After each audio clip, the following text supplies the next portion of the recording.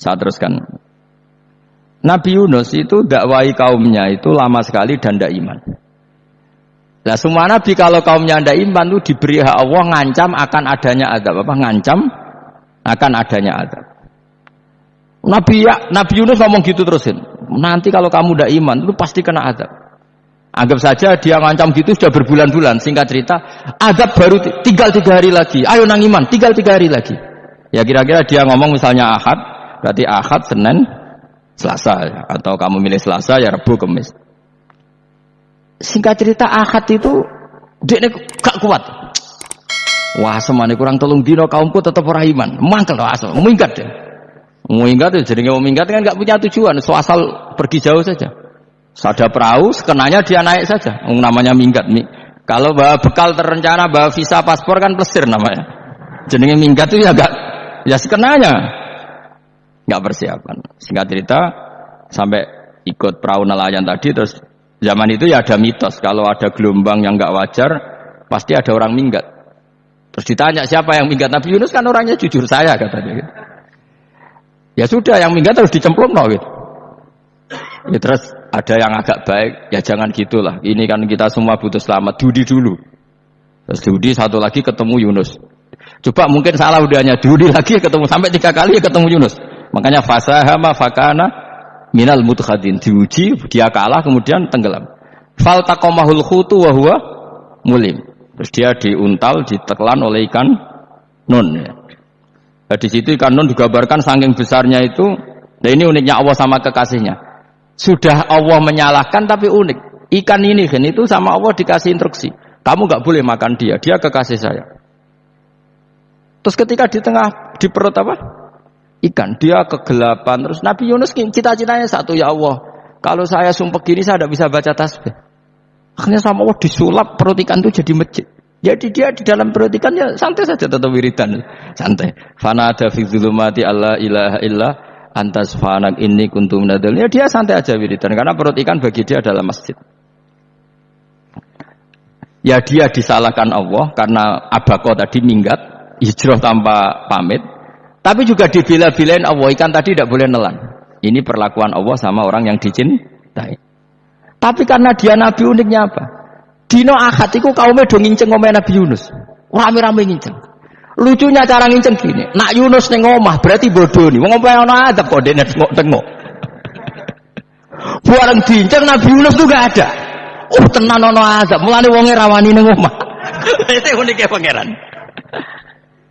Jadi mau dekne ora minggat ya salah. Mau dekne ora minggat berarti kaume jare apa ana adab ana gempa bumi liku faksi kok dekne ning omah. Lah nek ana tenan ra melayu, nyatane gak melayu.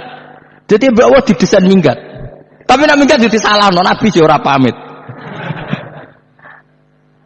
Makanya masyhur, saya itu punya kitab karangannya Habib Alim Alamah, mbah-mbahnya Habib Anis, Habib Ali bin Husain yang ngarang apa? Ali bin Muhammad bin Husain yang Simtud Duror itu. Itu diantara doanya gini. Tapi jangan tiru loh, gue rawali. Aku rawani niru. Cuma saya hafal secara ilmu, tapi saya tidak berani niru. Waj'al sayyiati man ahbabta. Ya Allah, jadikan kesalahan saya itu kesalahan orang yang kau cintai. Terus pokoknya salah lah udah di pengiran kadung seneng, salah lah ya sampai wae seneng. Itu waj'al sayyiati man ahbabta. Terus kayak gue lah dimanja wong tuamu, anak paling disayang. Salah wae lucu. Kok cah cilik? Kowe seneng cah cilik. Salah wae lucu. Mecahno gelas ya lucu, tiba ya lucu. Tibane cah tuwek-tuwek. Bocah jelalatan melane tiba. Nah itu barang kau nginceng omahe Nabi Yunus gak ana wonge. Wah, berarti adab mau turun betul. Andai kan adab tidak jadi turun, pasti Nabi Yunus berani di rumah. Tenang. Wes barang mulai malam Kamis, adab itu sudah kelihatan. Ada puting beliung, ada apa, sudah jelas pasti ada azab. Kaum yang lapangan tobat finish. Secara bal-balan menit-menit apa? Terakhir. Woi, ambek pengenan ditampa tobaté. Wes gak sida tak azab wong kowe tobat. Singkat cerita Nabi Yunus hari ketiga atau apa dia selamat. Pakai versi yang umum saja. Selamat faltaqamaul hutu bahwa terus falaula annahu kana minal musabbihin la bisa fi batni ila yaumi yub'atsun. Akhirnya dimuntahkan sama ikan nun tadi terus dia keluar. Barang keluar tanya-tanya kabar, gimana kabar kampung neng Nuwah? Baik-baik saja. Kabar awalnya mulai karena dia tahu kalau orang bohong itu dihukum mati. Padahal dia bohong, katanya kemis itu ada adab, ternyata kampungnya baik-baik. Padahal baik-baiknya karena mereka tobat. Jadi masyarakatnya nyari dia karena mau iman.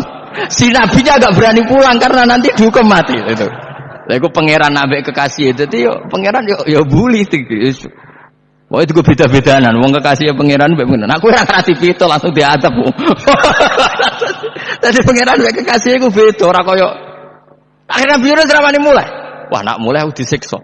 Perkara nih kalau pembohong itu dihukum mati. Masyarakat yang goleki tenan, mergo nalem kemis ku ono adab tenan. Cuma terus do tobat. Lah disebut falaula kana qaryatun amanat fanafa'aha imanuha illa qauma Yunus lamma amanu kasyafna anhum adzabal khizi fil hayatid dunya.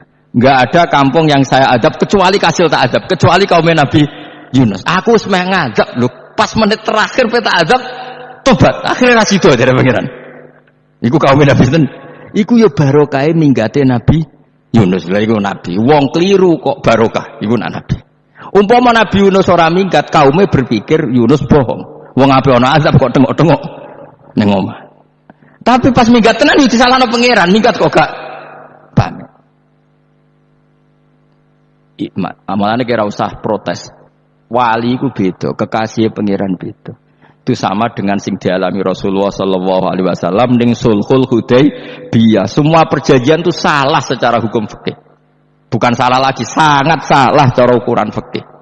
Sehingga semua sahabat itu protes kecuali Abu Bakar As-Siddiq. Cuma semuanya ngomong Umar, tapi semua sahabat aslinya ya protes. Coba di antara perjanjian gini. Pertama kan enggak biar sampean enggak terlalu jadi teroris, enggak terlalu jadi ekstremis. Ya memang ya ora usah jadi teroris, ya ora terlalu jadi teroris. Semua itu mungkin, Kang. Ning dunia semuanya mungkin. Singkat cerita Nabi itu sudah di Hudaybiyah. Hudaybiyah dengan Mekah kan tinggal sekitar paling 40 kilo. Saya pernah itikaf di masjid yang pernah dipakai Hudaybiyah. Kan sekarang jadi mikot ya. Dimaksud mikot umroh di Mekah kan apa? Hudaybiyah kan mikot di yang terkenal kan apa? Jirona, Tanim, Hudaybiyah. Itu perjanjiannya tuh gini. Perwakilan dari Quraisy namanya Suhail bin Amr. Siapa? Suhail bin Amr. Perjanjiannya gini, Muhammad kamu tidak boleh masuk Mekah. Kamu boleh masuk Mekah itu tahun depan. Padahal Nabi sudah bilang ke para sahabatnya, ayo kita umroh. Dan diberi hak umroh. Tapi setelah sekitar 40 kilo masuk Mekah, dicegat sama orang kafir Quraisy, tidak boleh. Lah, Nabi sakit tenan. Nabi kadung mentafsir, memberi berita gembira, saya mimpi kalian masuk tanah haram amini namukhalikin, aman semua. Semuanya bercukur gundul atau mencetak rambut. Pokoknya terus kata sahabat senang sekali karena mimpi Rasulullah tidak pernah apa? Enggak pernah salah. Bareng di situ di antara perjanjiannya hadza ma kataba ali Muhammad Rasulullah. Ini perjanjian yang ditulis Muhammad Rasulullah. Kata Suhail, hapus kata Muhammad Rasulullah. Kalau saya tahu kamu Rasulullah tidak saya perangi, tulis Muhammad bin Abdullah. Terus kata Rasulullah, ya Ali hapus tulisan Muhammad Rasulullah. Kata Ali, tidak saya tidak akan menghapus setelah Muhammad Rasulullah. Jadi Nabi unik. Hapus gak popoli, masih bu hapus aku tetap Rasulullah. Wong tulisan wae. Jadi Nabi ya rileks saja. Tapi Ali katanya, fa wa ma ana bimakhihi abadan. Saya tidak akan menghapus tulisan itu selamanya. Terus kata Nabi, kena ra gelem ngapus. Tanganku judono, aku sing ngapus. Nabi kan umi tidak bisa baca terus. Tangannya Nabi sendiri yang dilewatkan Ali ke tulisan itu sehingga terhapus. Nabi ya rileks. Wong tulisan wae aku ora ditulis Rasulullah ya tetap Rasulullah. Nabi masih rileks. Terus perjanjian kedua, kalau ada orang kafir Quraisy masuk Islam harus dikembalikan karena berarti keluar dari habitat. Tapi kalau sudah Islam kok masuk kafir lagi harus dibiarkan karena berarti kembali ke habitat. Nabi bilang ya nggak masalah. Semua perjanjian itu merugikan Islam. Itu secara fikih pasti salah. Akhirnya Umar itu protesnya keras sekali. Ya Rasulullah, apa engkau masih nabi? Lu takai setengah. apa engkau masih nabi? Dan Nabi jawab santai, bala ya saya masih nabi. Tapi kenapa kamu hinakan kita dan memberikan kehormatan pada orang-orang kafir itu? Jawabnya Kanjeng Nabi lucu. Ya agama iki wae pangeran. Masih aku perjanjian ngono kok pangeran sing ngangkat agama iki tenang wae. Kanjeng Nabi ku unik. Perjanjian wae manusa gampang. Jadi Nabi itu saking imannya Allah tetap yu'izzu hadzal-din. Allah pasti memuliakan ini agama. Apapun perjanjian yang diciptakan manusia. Makanya bapak saya, Mbah Mun guru saya itu ngaram-ngaram tenan mikir Islam. Islam mbok pikir haram, ana sing duwe. Ben ngono. Dunya rusak kok apa ben. Tetep Islam itu mulya. Rasa mbok pikir wis keliru-keliru lah perjanjiane dunya keliru lah. Lho coba Uni Soviet kayak apa hegemoninya? Kayak apa kuatnya Uni Soviet? 100 tahun mengkooptasi Uzbek, Tajikistan dan tapi apa bisa menghilangkan keimannya orang Uzbek Ceknya? Ketika Uni Soviet bubar langsung malah negara-negara itu jadi persemakmuran yang negara apa? Islam. Indonesia kayak apa? Dikooptasi PKI, dijajah Londo 350. Mbah Soleh Darat alim zaman Londo, buyut-buyutku alim zaman Londo. Iku semondok Mekah ya alim. Zaman PKI ada wong alim. Saiki ayo zaman Islam Nusantara apa ana sing alim koyo. Berarti Islam ku menarik zaman wis diregani negara, zaman rung dinegani negara iku wis mul. Karena ini agama milik Allah. Punya ketahanan yang luar biasa. Mana dari Nabi tentang kayak perjanjian salah lah, mar. Gak apa-apa. Inna wa ta'ala a'azza hadad-din.